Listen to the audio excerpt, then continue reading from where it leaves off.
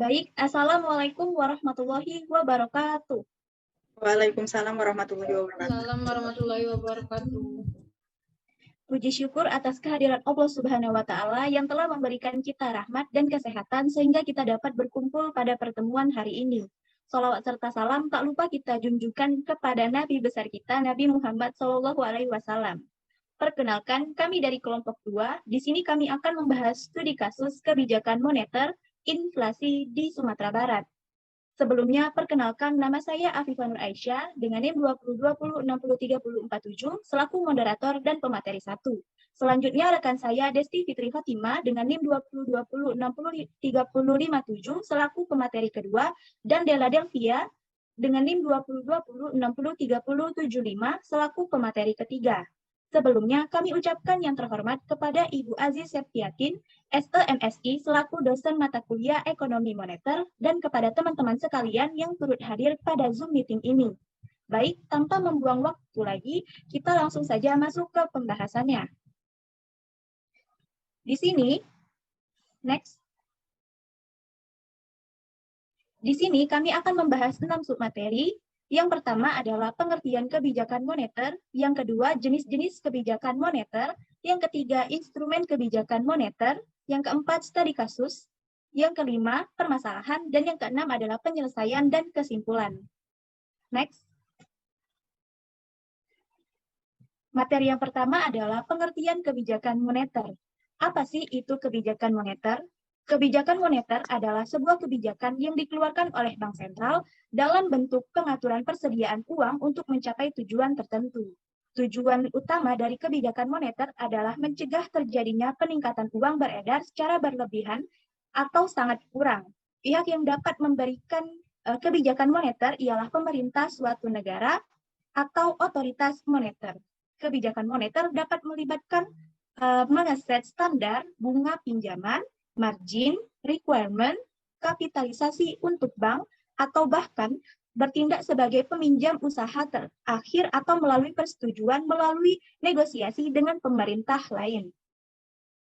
Untuk mencapai tujuan tersebut, Bank Sentral dan otoritas moneter berusaha mengatur keseimbangan antara persediaan uang dengan persediaan barang agar inflasi dapat terkendali, tercapai kesempatan kerja penuh dan kelancaran dalam pasokan atau distribusi barang. Next. Yang kedua adalah jenis-jenis kebijakan moneter. Next. Pengaturan jumlah uang yang beredar pada masyarakat diatur dengan cara menambah atau mengurangi jumlah uang yang beredar. Kebijakan moneter dapat digolongkan menjadi dua, yaitu yang pertama kebijakan moneter ekspansif dan kebijakan moneter kontraktif. Kebijakan moneter ekspansif atau monetary expansive policy adalah suatu kebijakan dalam rangka menambah jumlah uang yang beredar. Kebijakan ini dilakukan untuk mengatasi pengangguran dan meningkatkan daya beli masyarakat atau permintaan masyarakat pada saat perekonomian mengalami resesi atau depresi. Kebijakan ini disebut juga dengan kebijakan moneter longgar atau easy money policy. Yang kedua adalah kebijakan moneter kontraktif atau monetary kontraktif policy. Adalah suatu kebijakan dalam rangka mengurangi jumlah uang yang beredar. Kebijakan ini dilakukan pada saat perekonomian mengalami inflasi. Disebut juga dengan kebijakan uang ketat atau tight money policy. Baik, materi selanjutnya akan dijelaskan atau dipapari oleh rekan saya, Della Delvia. Kepadanya saya persilahkan. Baik, terima kasih kepada Saudari Afifah Nur Aisyah atas kesempatannya. Selanjutnya, kita akan membahas mengenai instrumen kebijakan moneter. Apa saja instrumen kebijakan moneter? Kebijakan moneter dapat menggunakan instrumen baik langsung maupun tidak langsung. Yang pertama, instrumen langsung adalah instrumen pengendalian moneter yang dapat secara langsung mempengaruhi sasaran operasional yang diinginkan oleh Bank Sentral. Dua hal itu yang dikendalikan adalah suku bunga dan kuantitas simpanan dan kredit yang ada pada sistem perbankan atau institusi keuangan selain bank. Pengendalian langsung ini dapat dilakukan melalui kebijakan langsung yang dikeluarkan oleh Bank Sentral atau dengan mempengaruhi neraca bank-bank komersial. Yang kedua, Instrumen tidak langsung merupakan usaha untuk mengendalikan besaran moneter dengan cara mempengaruhi neraca bank sentral.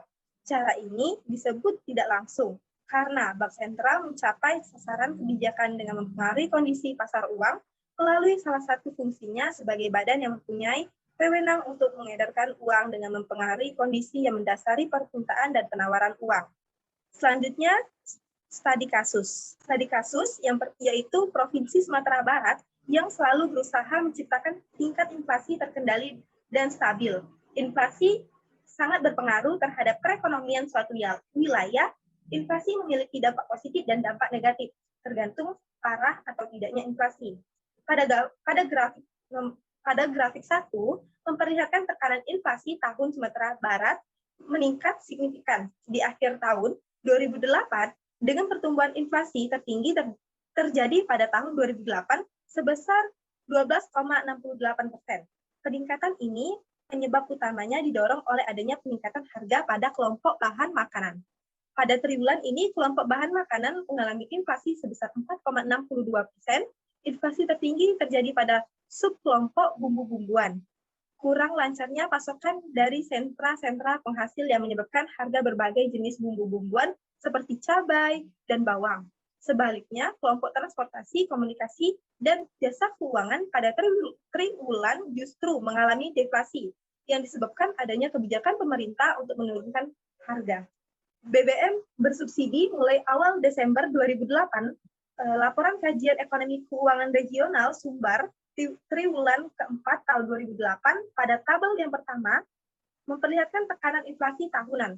Sumatera Barat menurun signifikan di akhir tahun 2015 dengan pertumbuhan inflasi terendah terjadi pada tahun 2015. Penurunan ini signifikan dibandingkan tahun 2014 sebesar 11,58%. Laju inflasi tersebut jauh lebih rendah dibandingkan laju inflasi nasional dan rata-rata laju inflasi regional Sumatera bahkan tercatat sebagai provinsi dengan laju inflasi terendah secara nasional. Relatif lebih terjaganya pasokan pangan dibandingkan tahun sebelumnya, kecenderungan kebijakan pemerintah untuk menyesuaikan harga energi strategis sebagai dampak turunnya harga energi strategis dunia. Berimbas pada pelemahan daya beli masyarakat. Sebagai dampak perlambatan ekonomi, Sumatera Barat sepanjang tahun 2015 menjadi faktor-faktor dominan yang menjadikan merendahnya inflasi Sumatera Barat. Baik, itu saja pemaparan dari saya. Saya kembalikan kepada moderator. Baik, terima kasih kepada Saudari Della Delvia atas pemaparannya. Selanjutnya, saya silakan kepada rekan saya, Desti Fitri Hotima, kepadanya saya persilahkan. Baik, terima kasih Saudari Afifah Nur Aisyah atas kesempatannya. Di sini saya akan mulai membahas permasalahan. Yang pertama yaitu inflasi sebesar 4,62%.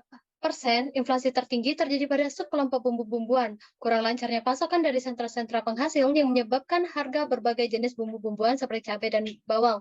Yang kedua, kelompok transportasi, komunikasi, dan jasa keuangan pada triwulan justru mengalami deflasi yang disebabkan oleh adanya kebijakan pemerintah untuk menurunkan harga BBM bersubsidi mulai tanggal Desember 2008. Yang ketiga, dalam jangka pendek JUB memiliki pengaruh yang negatif dan tidak signifikan terhadap variabel inflasi di Sumatera Barat. Yang keempat, dalam jangka pendek dan jangka panjang, suku bunga memiliki pengaruh yang positif dan signifikan terhadap inflasi di Sumatera Barat. Kondisi ini terlihat dari nilai probabilitas suku bunga yang kecil dari 0,05. Dan yang kelima, dalam jangka pendek, pengeluaran pemerintah memiliki pengaruh yang negatif dan tidak signifikan terhadap inflasi Sumatera Barat. Sedangkan dalam jangka panjang, pengeluaran pemerintah memiliki pengaruh negatif dan signifikan terhadap variabel inflasi. Kondisi ini terlihat nilai probabilitas pengeluaran pemerintah yang kecil dari 0,05, yang artinya kenaikan pengeluaran pemerintah menurunkan inflasi di Sumatera Barat dalam jangka panjang. Dalam jangka pendek dan jangka panjang, daerah memiliki pengaruh negatif serta tidak signifikan terhadap inflasi di Sumatera Barat. Bisa dilihat pada tabel 2 hasil estimasi jangka pendek dan tabel 3 hasil estimasi jangka panjang. Baik, di sini saya akan menjelaskan mengenai penyelesaian serta kesimpulan. Yang pertama yaitu penyelesaian dari jumlah uang yang beredar memiliki hubungan terhadap inflasi di Sumatera Barat, di mana jangka pendek memiliki pengaruh yang negatif dan tidak signifikan, serta jangka panjang jumlah uang beredar berdasarkan berpengaruh positif dan signifikan terhadap inflasi di Sumatera Barat. Yang kedua, berdasarkan hasil estimasi jangka panjang dan jangka pendek, didapatkan bahwa suku bunga memiliki hubungan terhadap inflasi di Sumatera Barat, di mana jangka pendek positif dan signifikan, serta di jangka panjang positif dan signifikan. Berdasarkan hasil estimasi jangka pendek dan jangka panjang didapatkan bahwa pengeluaran pemerintah memiliki hubungan terhadap inflasi Sumatera Barat, di mana dalam jangka pendek negatif, tidak signifikan, serta jangka panjang negatif dan signifikan.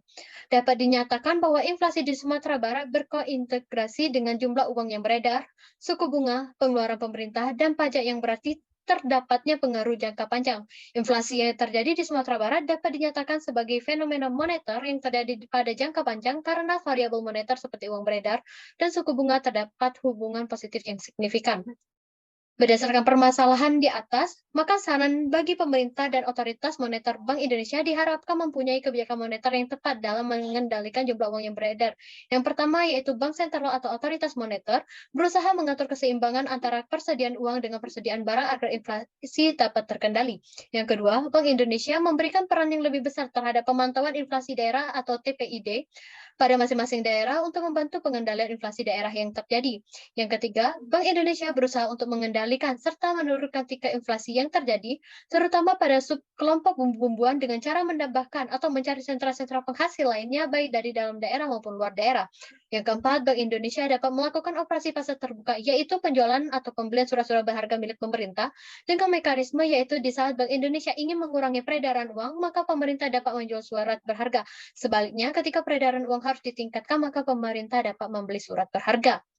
Yang kelima, Bank Indonesia juga harus memantau secara langsung serta konsisten dalam pengaturan uang beredar dalam masyarakat.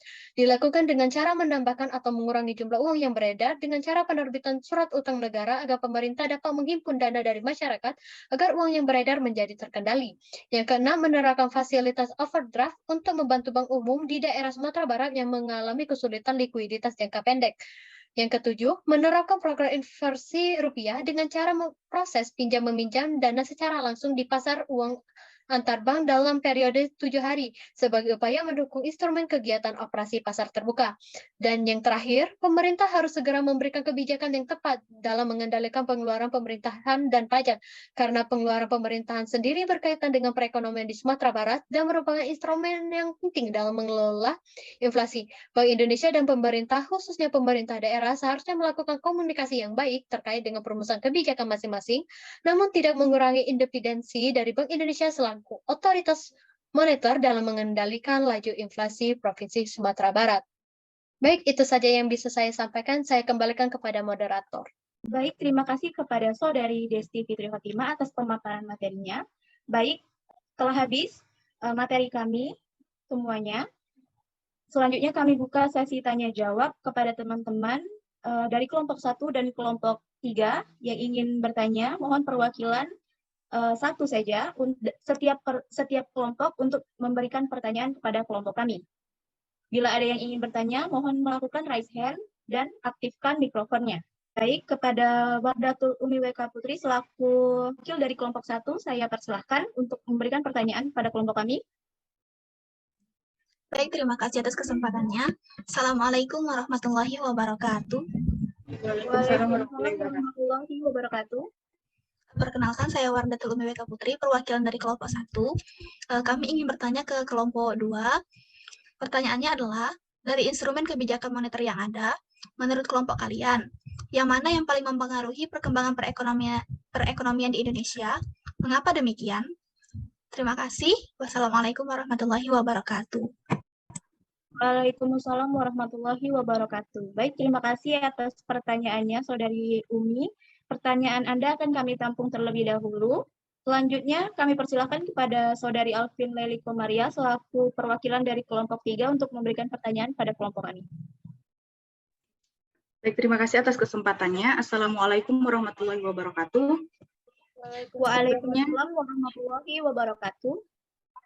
Sebelumnya izin kepada Ibu Aji Septiatin SMSI, saya Alvin Laili Komariah dengan NIM 2020-63123 perwakilan dari kelompok 3 ingin bertanya kepada kelompok 1. Pertanyaannya, menurut pemapar, studi kasus yang telah disajikan itu termasuk dalam jenis kebijakan moneter dan instrumen yang mana dan kenapa? Terima kasih. Baik, terima kasih atas pertanyaannya Saudari Alvin Laili Komariah. Pertanyaan Anda akan kami tampung terlebih dahulu. Baik, langsung saja kami akan menjawab pertanyaan dari Saudari Umi WK Putri. Wardatul Umi WK Putri. Saya ulangi pertanyaannya. Dari instrumen kebijakan moneter yang ada, menurut kalian yang mana yang paling mempengaruhi perkembangan perekonomian Indonesia? Mengapa demikian? Baik. Kebijakan moneter dapat menggunakan instrumen baik langsung maupun tidak langsung. Menurut kelompok kami, yang paling mempengaruhi perkembangan perekonomian Indonesia, menurut PPT yang ada di PPT kami, instrumen langsunglah yang paling mempengaruhi perkembangan perekonomian di Indonesia. Mengapa? Karena instrumen langsung adalah instrumen pengendalian moneter yang ada secara langsung mempengaruhi sasaran operasional yang diinginkan oleh Bank Sentral.